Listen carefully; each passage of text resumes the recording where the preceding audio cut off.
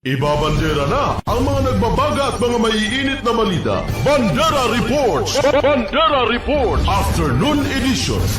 Police Reports. Hospital Reports. Market Reports. Weather Update. City Hall and Capitol Reports. Local, regional, national, and international news. Bandera Reports Afternoon Edition. And now, here's your anchorman.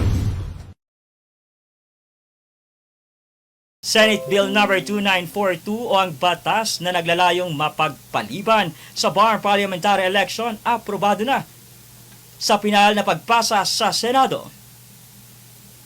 Magbabalita si Kabanderang Yani Abdul Rashid. Kabanderang Yani, ibandera mo. Bandera Live Report. Tuloy na tuloy ang first BARM parliamentary election ngayong taon. Nagkasundo na kasi ang Kamara at ang Senado sa ipinatawag na bicameral conference ngayong araw.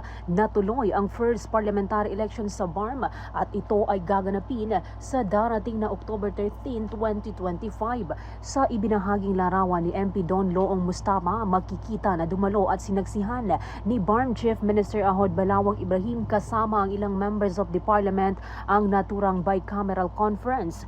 Kahapon, inaprubahan ng Senado sa ikatlong pagbasa ang panukalang batas upang i-reset ang halalan sa first parliamentary election at ito ay gaganapin sa Oktubre, habang noong Enero naman inaprubahan ng Kamara na kanilang bersyon na nag-reset ng halalan at ito ay gaganapin sa May 2026. At ngayong araw, pinal na ang bersyon ng Kamara at Senado at napagkasunduan na isasagawa lamang ang parliamentary election sa darating na Oktubre at nakatakda na itong pirmahan ni Pangulong Ferdinand Bongbong Marcos upang maging ganap na batas. Well, there are some issues that need to be resolved, no? Yung pong pag-rule ng Supreme Court excluding Sulu, yun yung kumbaga that nobody foresaw that coming. So issue yun, yung 7 seats that are allocated for Sulu now that they are being excluded yung Sulu, kailangan i-reapportion po yun or redistribute. So kailangan mabigyan natin ang Bangsamoro Transition Authority to redistribute. Hindi naman masyado naging matagal yung aming pagpupulong, so siguro hindi naman din naging ganun kahirap. Dahil nga may kilamang naman yung pagpupulong namin.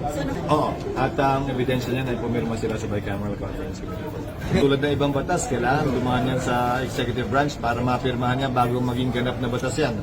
Ang nilagay namin sa effectivity clause dahil urgent ito immediately upon publication sa official gazette.